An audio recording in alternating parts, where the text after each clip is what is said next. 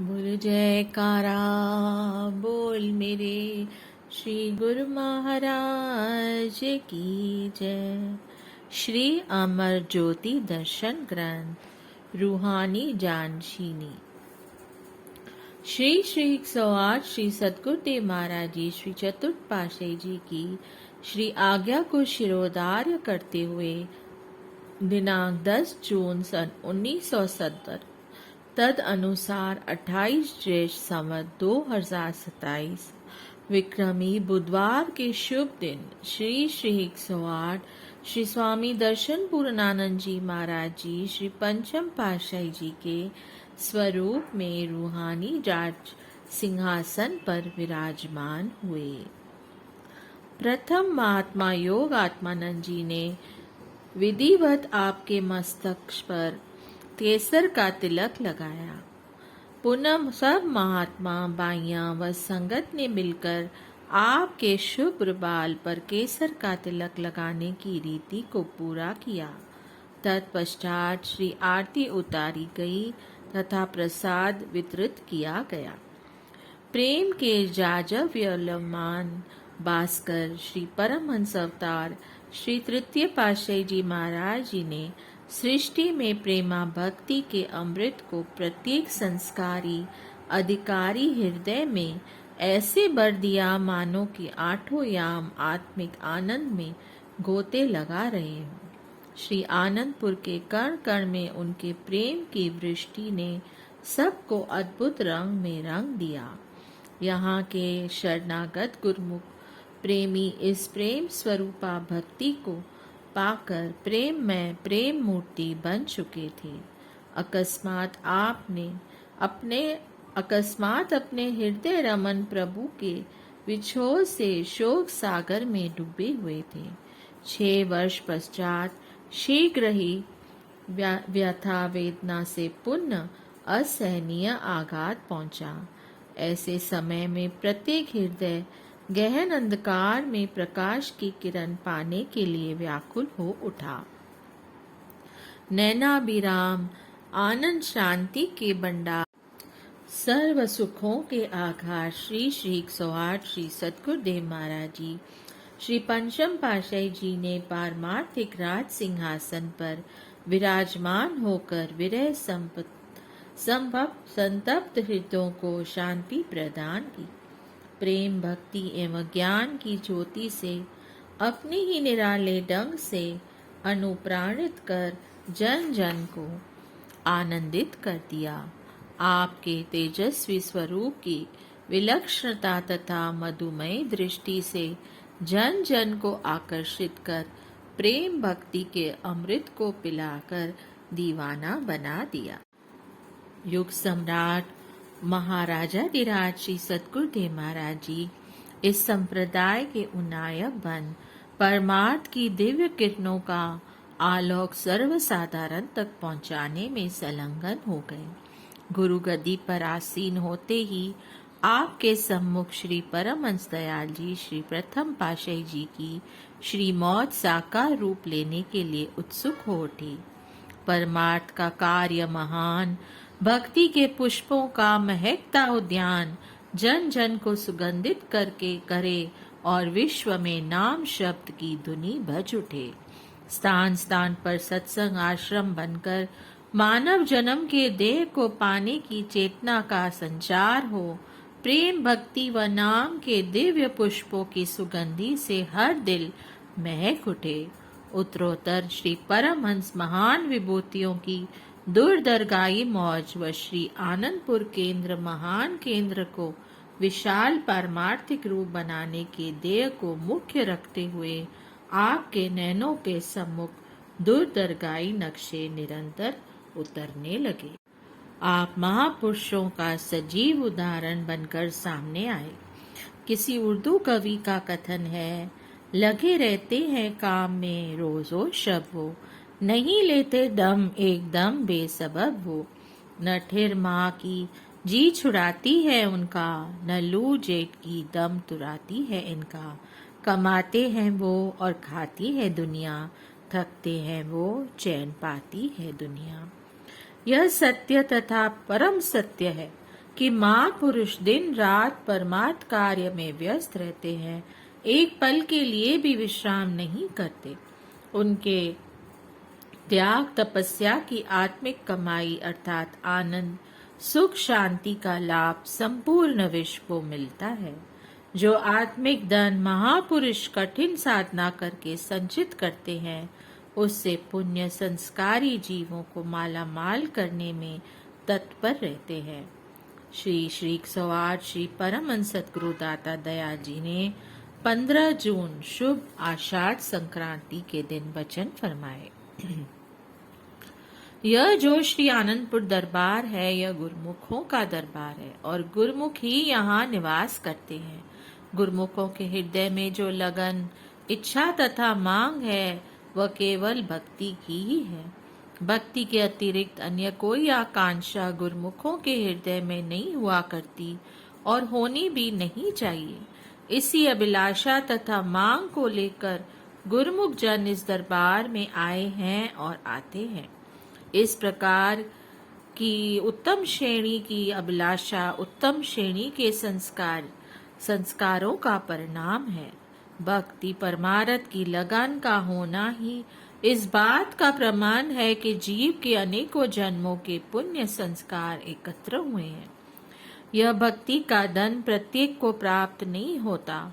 यह धन तो महापुरुषों की समीपता, संगति एवं सेवा से ही प्राप्त होता है। आम संसारियों का झुकाव माया की ओर होता है, इसलिए वे भक्ति का मूल्य नहीं जानते और वे भक्ति से अचेत रहते हैं। आम संसारी और गुरुमुखों के में यही अंतर होता है कि संसारियों के मन में माया एवं माया के पदार्थों का लगाव भरा रहता है, गुरुमुखों के हृदय में भक्ति की लगन रहती है। दोनों के विचारों और दृष्टिकोण में विभिन्नता है, इसलिए दोनों का क्रियात्मक जीवन भी एक दूसरे से भिन्न होता है। आम संसारी जिन वस्तुओं की इच्छा करते हैं, गुरुमुख जन उन इच्छाओं के जाल से मुक्त होने का यत्न करते हैं, क्योंकि गुरुमुख जान चुके हैं कि माया के सब पदार्थ अनित्य एवं नश्वर है। इनसे प्राप्त होने वाला सुख भी अनित्य एवं अस्थायी है। इनसे चित्त लगाने का परिणाम सिवा कष्ट कलेश चिंता से के और कुछ भी नहीं। अल्प समय के लिए अस्थायी सुख की झलक दिखाकर ये माइक पदार्थ विलग हो जाते हैं। इस वास्तविकता को गुरुमुख जन सत्संग के प्रभाव से जान लेते हैं, इसलिए वे उस वस्तु की इच्छा करते हैं जिससे शाश्वत सुख प्राप्त हो, जिसको कोई छीन न सके, चोर लूट न सके। वह धन कौन सा है? वह नाम भक्ति का धन है। गुरुमुख उस मान सम्मान की इच्छा करते हैं जो सदैव विद्यमान रहे। इसे न छीन जाने का भय होता है और न ही नष्ट होने का। इसके सम्मुख संसार का मान सम्मान तुच्छ है। संसारी मनुष्य मालिक की भक्ति से भी वंचित रह जाते हैं और माइक पदार्थ भी हाथ से निकल जाते हैं। इसी उदेर बुन में उनका जीवन नष्ट हो जाता है और वे हाथ मलते रह जाते हैं। वाणी में आया है, माया कारण दावही मूर्ख लोग जान, कौन नानक बिन हरि भजन बिरथा जन्म सियान। जगत के अज्ञानी एवं अबोध जीव माया के पीछे दिन रात भागते रहते हैं। माया तो हाथ आती नहीं और मालिक के भजन से अचेत रहकर वे मनुष्य जन्म को व्यर्थ गंवा देते हैं। सत्पुरुषों को इस बात का दुख होता है कि संसारी मनुष्य वास्तविक वस्तु अर्थात मालिक की भजन भक्ति को छोड़कर अमूल्य जीवन को कौड़ियों के बदले गंवा रहा है। अमूल्य जीवन तो संसारियों को भी प्राप्त हुआ और गुरुमुखों को भी, परंतु दोनों में इससे एक समान लाभ प्राप्त नहीं किया।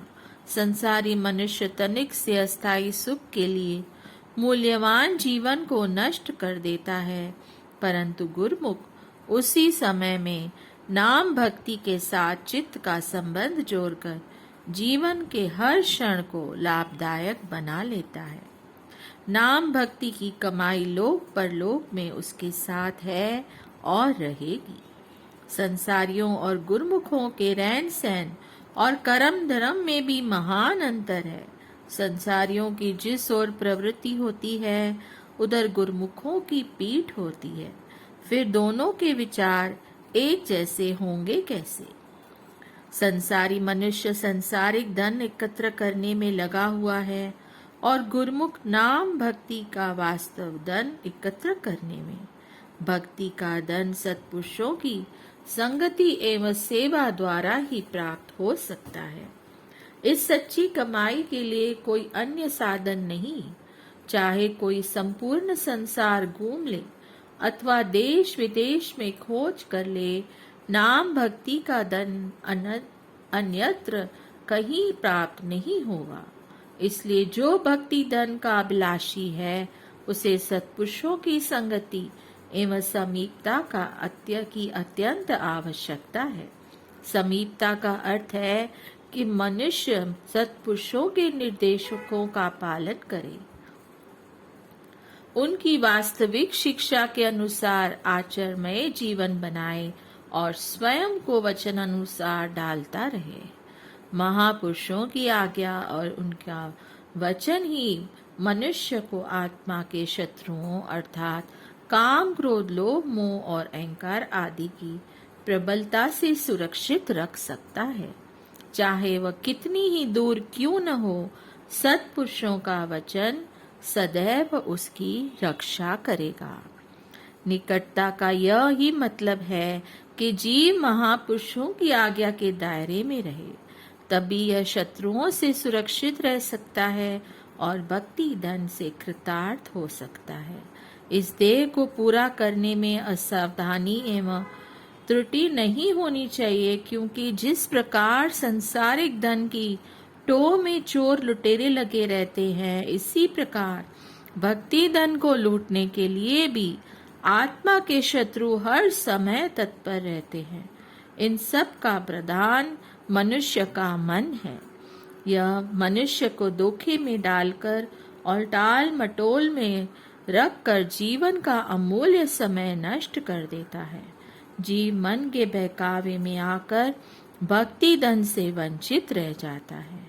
महापुरुष बार बार जीव को जीवन का वास्तविक उद्देश्य स्मरण कराते हैं। उसकी जितनी भी कार्यवाही होती है उनकी सब जीव कल्याण के लिए ही होती है। महापुरुषों की संगति, समीपता, सत्संग, सेवा, भजन, सुमरन, आरती, पूजा, यह जितनी भी कार्यवाही है सब गुरुमुखों के कल्याण का साधन है और भक्ति के शाश्वत धन की प्राप्ति हेतु है। आम संसारी मनुष्य जब तक असत संसार की असत कामनाओं के चंगुल से मुक्त नहीं होता, भक्ति की लगन उसके चित्त में उत्पन्न नहीं होती। गुरुमुख संसार की असत कामनाओं को त्याग कर भक्ति के अधिकारी बने हैं। भक्ति वह शाश्वत धन है जिसको पाकर मनुष्य माला माल हो जाता है। उसे किसी वस्तु की कमी नहीं रह जाती। संसार के पदार्थ छाया की भांति उसके पीछे पीछे लगे रहते हैं, परंतु भक्ति की परख करने वाले विरले ही होते हैं। वाणी का कथन है, निस्दिन माया कारणे प्राणी डोलत नीत, कोटन में नानिका कोई नारायण ज्यों चीत। संसारी मनुष्य दिन रात माया के पीछे भटकता फिरता है, परंतु संत सत्पुरुष फरमाते हैं कि ऐसे जैसा करोड़ों में कोई एक होता है जिसका चित्त मालिक के सुमरन ध्यान में लगा रहता है। इसलिए विचार किया जाए तो वह मनुष्य कितना भाग्यशाली है जो भक्ति का अभिलाषी है। हीरे, मोती और जवाहर का ग्राहक प्रत्येक व्यक्ति नहीं हो सकता। संत दादू जयाल जी फरमाते हैं, सबको बणिए खाल खर